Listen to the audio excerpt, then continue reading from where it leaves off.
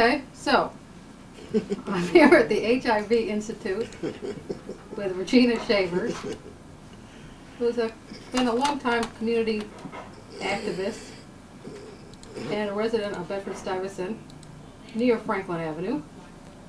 And we're here to talk about her many years of organizing work. How did you get involved? I know you came out of church. What prompted you to start organizing? Well, my parents were My parents were and still are community activists. So I grew up with that tradition of working in the community, doing community work. Did you ever get any training from the church, specifically in community organizing, or you just in the church? From No. the church, or from Actually, labor unions ever send you away to school or anything like that? Actually, I got trained in the labor movement, working in the unions, DC 37.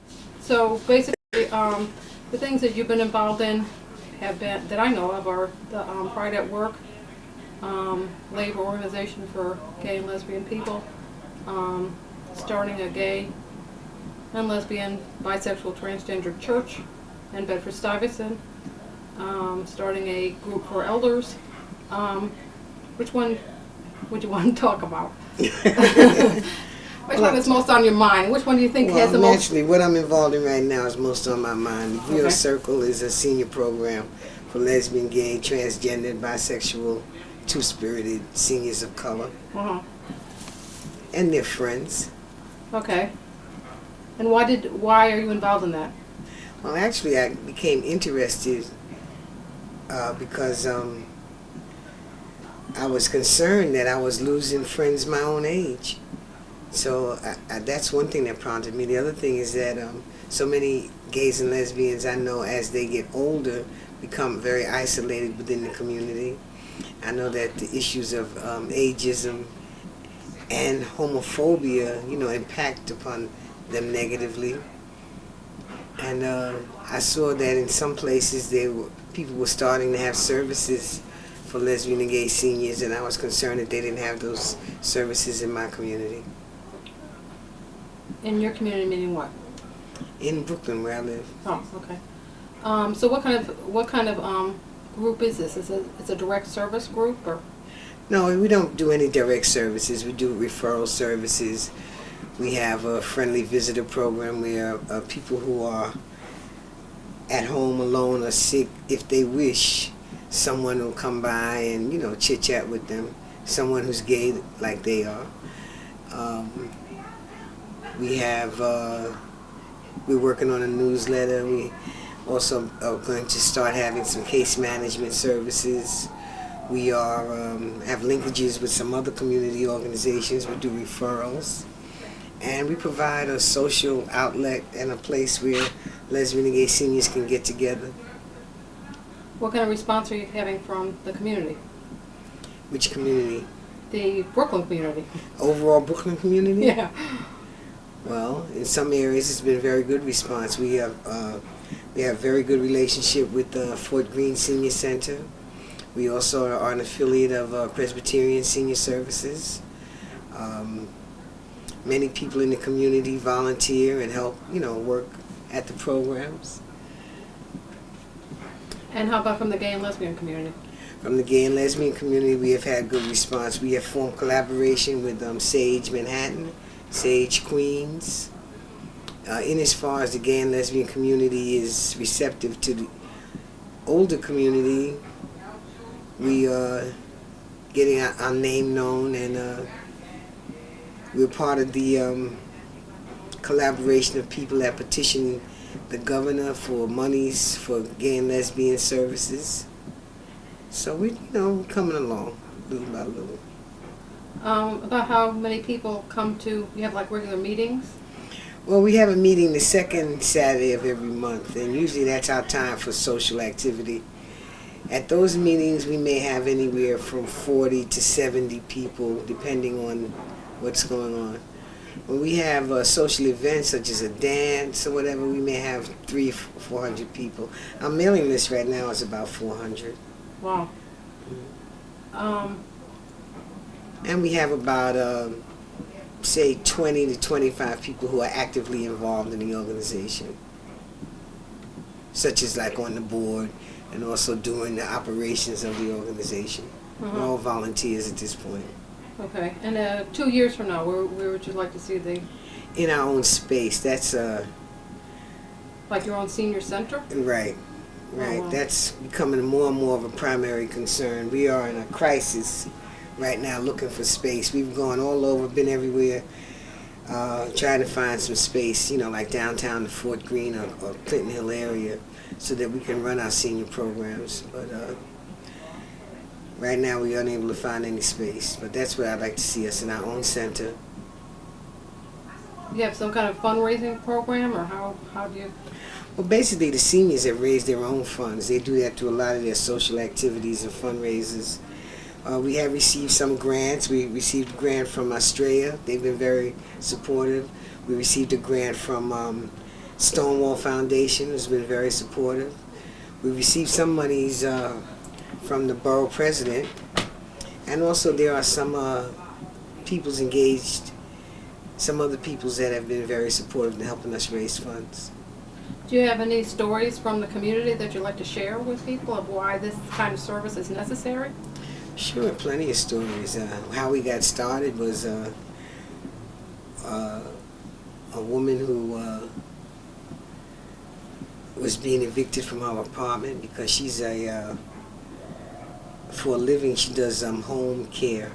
So when she got sick, she didn't have any coverage, and she was being evicted from her apartment. And she also was the primary caretaker of another person who was suffering with AIDS. So we got together we always had this idea in mind to start a senior center. So we got together to work together to help this woman from being evicted, which we were successful. And on the impetus of that, we started the Grill Circle. I know, a few years back, people used to make jokes about the need for, having nursing homes for lesbians or gay men or that type of stuff. Do you see that as being a possibility or a problem? Well, definitely a possibility, but even more important is to make the existing nursing homes and services for seniors sensitive to the needs of lesbians and gays. I mean, the horror stories are endless. Very often in a lesbian or gay relationship, as they get older, they become caretakers of each other. But if one has to go in a nursing home, it's impossible for them to go together. These are people who maybe spent 30 or 40 years together, and now in their old age they have to be separated because of the existing systems. Nursing homes, all facilities that deal with the elderly and the aging need to be sensitized and recognize that there are specific needs of lesbians and gay elders. And then also, certainly there needs to be places where people who are lesbian and gay may choose to go to. So the issues that you're talking about are mostly questions of social acceptance. Can you excuse me 1 minute? Regina Shavers.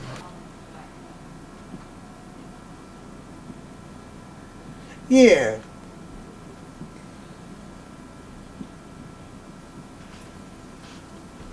Right.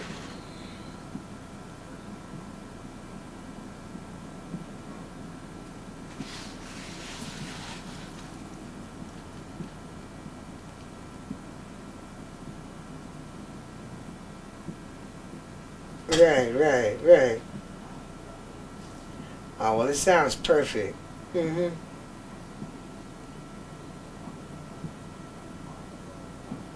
Mm-hmm. Oh, that would be perfect. Uh-huh.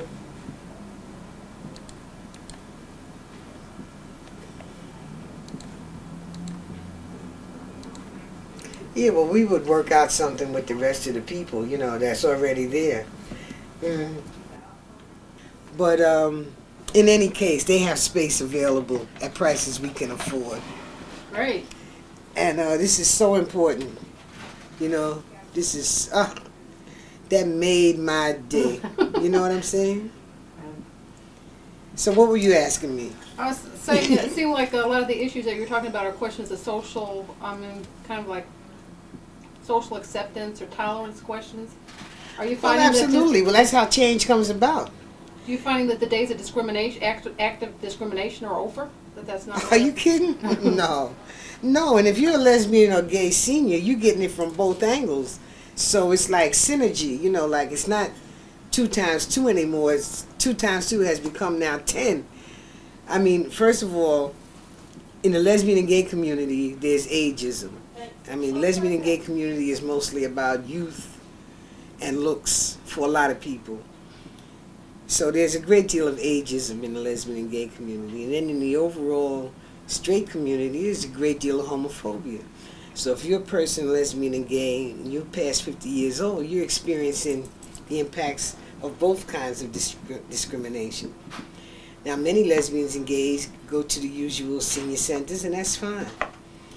Many of them who do use the usual senior centers do so at the cost of not revealing their entire selves. And that, of course, anytime you have to hide about yourself, that causes its own stresses. Some people choose not to hide, and they go to regular senior centers, and they come to Griot Circle, and they go to Sage, and they take full advantage of all the services that are available. Unfortunately, many other people, because they are afraid for people to find out about them, they stay home and they don't take advantage of anything. They just stay home and continue to isolate.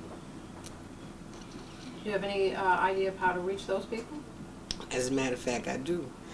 Right now, I'm working with Pride Senior Network, Sage Manhattan, and Sage Queens. We're trying to develop a program to do some outreach to lesbian and gay older people in the other boroughs, Bronx, Staten Island, Brooklyn, Queens, who may not even be aware that there are services available to them. So that'd be a mailing. Hmm? That's a mailing you're going to be doing, or advertisement campaign?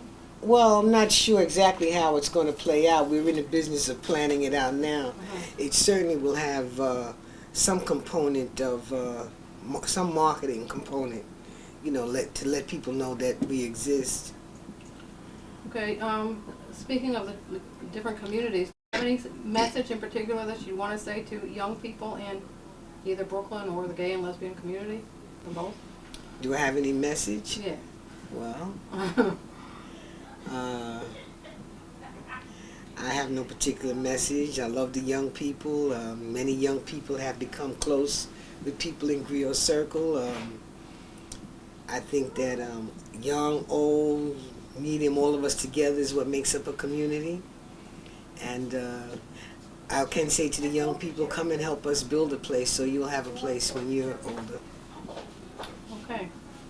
Any other last thoughts? No. Thank you. Oh, man. It's not... Sing it. Oh, boy.